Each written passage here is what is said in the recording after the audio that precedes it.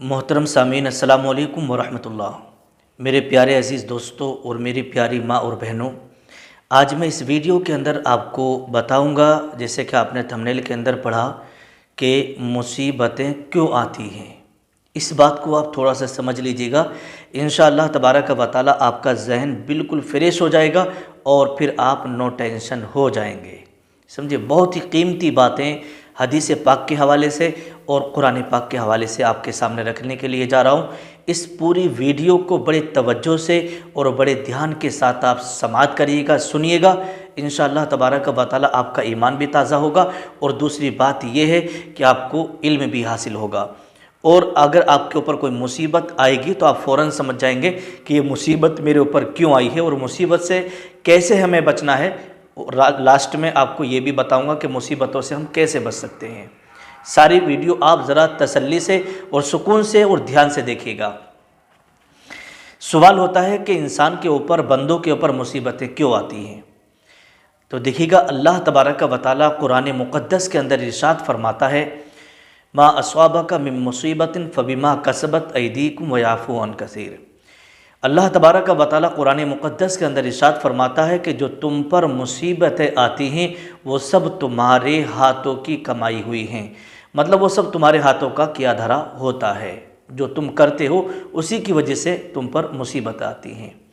ये कुरान पाक की आयत हो गई। अब दूसरी तरफ अल्लाह तबारक व तआला इरशाद फरमाता है, वलनबलुवन्नकुम बिशैइन मिनल खौफ, कि हम तुम्हें आजमाएंगे, हम तुम्हारा इम्तिहान लेंगे, हम तुम्हें परखेंगे। तो अब यहाँ पर ये बात समझ में नहीं आ रही है कि अगर हम पर मुसीबत आए तो हम ये कैसे समझें। जाहिर सी बात है, जब कोई इंसान मुसीबत में पड़ जाता है तो वो ये सोचता है कि ये मेरे गुनाहों का सबब है, ये मेरे गुनाह की वजह से मेरे ऊपर आफत आ गई है, मेरे ऊपर मुसीबत आ गई है और मैं अपने गुनाहों की वजह से टेंशन में पड़ गया हूँ, यही सोचता है। समझ रहे हैं, क्योंकि इंसान, जाहिर सी बात है, अंबिया इकराम और जितने भी जो फरिश्ते हैं वो सब जो हैं मासूम हैं, लेकिन हम लोग जितने भी इंसान हैं उनको छोड़ करके, मासूम जितने लोग हैं उनको छोड़ करके हम लोग तो सब गुनाहगार हैं ना। अगर हमारे ऊपर या किसी के ऊपर भी मुसीबत आती है तो यही सोचते हैं कि ये सब जो है हमारे गुनाहों की वजह से आई है। तो अब यहाँ पर एक बात मैं आपको समझा दूँ कि ये कैसे पता चलेगा हमें कि ये जो मुसीबत आई है हमारे ऊपर, ये हमारे गुनाहों की वजह से आई है या फिर ये हमारा इम्तिहान है। तो यहाँ पर मौला अली का कौल आपकी खिदमत में रख रहा हूँ। समझ रहे हैं, मौला अली करमल्लाहु वजहुल करीम ने बड़ी प्यारी बात यहाँ पर बयान फरमाई है। हज़रत मौला कायनात हज़रत अली रज़ियल्लाहु ताला अन्हु इरशाद फरमाते हैं कि जब तुम पर मुसीबत आए, जब तुम किसी टेंशन में पड़ जाओ और अल्लाह के रास्ते को छोड़ दो, तो समझ जाना कि तुम्हारे ऊपर ये गुनाहों की वजह से मुसीबत आई है। समझ रहे हैं, पहली बात क्या बयान की मौला अली ने, कि अगर तुम पर कोई मुसीबत आए या किसी टेंशन में फंस जाओ और तुम अल्लाह के रास्ते से हट जाओ, यानी अल्लाह के रास्ते को छोड़ दो, समझ रहे हैं, और गुनाहों में पड़ते रहो, तो समझ जाना ये गुनाहों की वजह से तुम्हारे ऊपर मुसीबत आई है। और दूसरी बात मौला अली इरशाद फरमाते हैं कि जब कभी तुम पर मुसीबत आए और तुम खुदा के रास्ते पर चलते रहो, तो समझ जाना अल्लाह तुम्हारा इम्तिहान ले रहा है, अल्लाह तुम्हारा इम्तिहान ले रहा है। तो ये दो बातें जो भी मैंने आपसे कहा ना कि हम कैसे समझेंगे कि ये हमारे गुनाहों की वजह से हम पर मुसीबत आई है, टेंशन में फंस गए, या फिर ये हमारा इम्तिहान है। समझ रहे कि नहीं। तो यहाँ पर ये मौला कायनात ने बिल्कुल खुलासा कर दिया। अब आगे चलते हैं तो देखिएगा इसके ताल्लुक़ से हदीस पाक क्या है। एक शख्स नबी करीम सल्लल्लाहु ताला अलैहि वसल्लम की बारगाह में हाजिर हुआ। जाहिर सी बात है, टेंशन है किसी न किसी को लगती रहती हैं। जैसे मान लीजिएगा हमारा कोई बड़ा नुकसान हो गया तो इंसान टेंशन में आ जाता है, मुसीबत में मुब्तला हो जाता है। या मान लीजिएगा हमारे घर के अंदर से अचानक किसी का इंतकाल हो गया तो एकदम गम लाहिक हो गया और एकदम टेंशन आ गई। इसी तरीके से हमारा कोई बिज़नेस वगैरह चल रहा था और बिज़नेस में हमारे कारोबार में बहुत ज़्यादा लॉस हो गया या बिज़नेस हमारा बंद हो गया तो इंसान टेंशन में और मुसीबत में आ जाता है।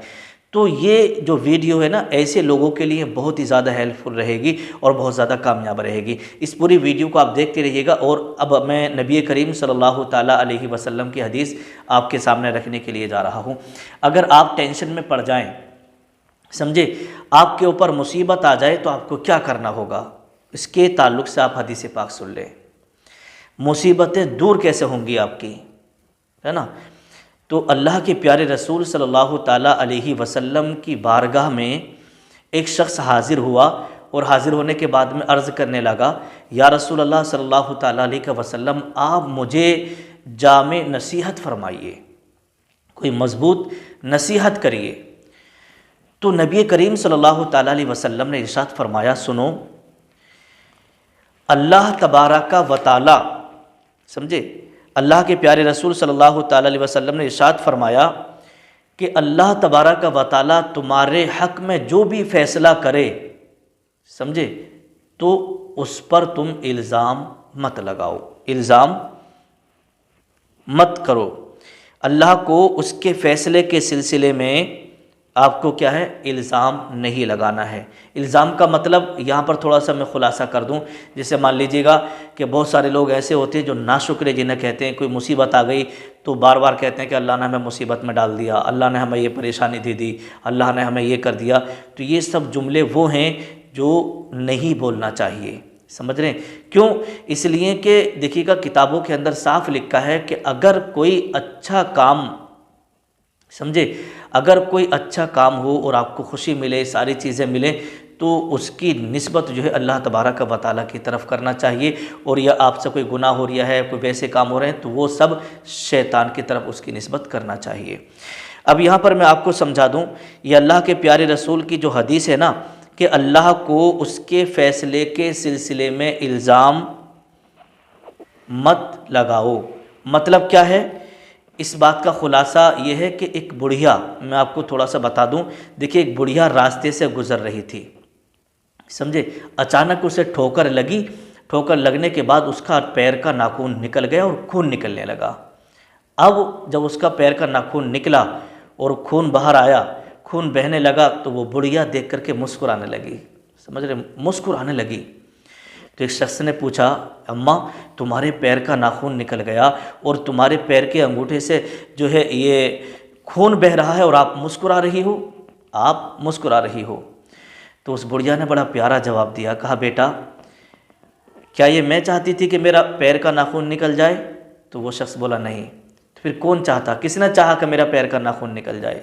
तो वो शख्स बोला, अल्लाह ने। तो वो बुढ़िया ने बड़ा प्यारा जवाब दिया, बोली, बेटा मेरी चाहत से बड़ी चाहत मेरे रब की है। जब मेरा रब की चाहत ये थी कि मेरे पैर का नाखून निकल जाए, तो मेरा रब इसमें राज़ी है, तो मैं उसकी रज़ा में राज़ी हूँ। तो बड़ा प्यारा जवाब दिया। तो अगर आपके ऊपर कोई मुसीबत आए तो आप सब्र करें, समझे।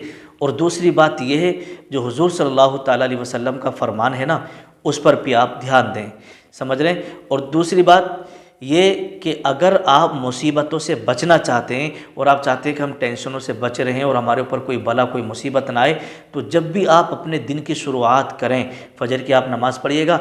नमाज़ पढ़ के जितना भी आपसे हो सके, 1 रुपया 2 रुपये, आप अपनी हस्बे हैसियत आप सदका कर दिया करें, सदका कर दिया करें। सदक़े के ताल्लुक़ से अल्लाह के रसूल सल्लल्लाहु ताला अलैहि वसल्लम की हदीस पाक है कि जब कोई बंदा सदका करता है तो अल्लाह तबारक व तआला आने वाली उसके ऊपर मुसीबतों को, बलाओं को टाल दिया करता है। अगर ये वीडियो आपको पसंद आई हो तो इसे दूसरे लोगों के साथ भी शेयर करिएगा। अल्लाह तबारक व तआला आपको और हमें इस पर अमल करने की तौफ़ीक़ अता फ़रमाए। अस्सलामु अलैकुम व रहमतुल्लाहि व बरकातुहू।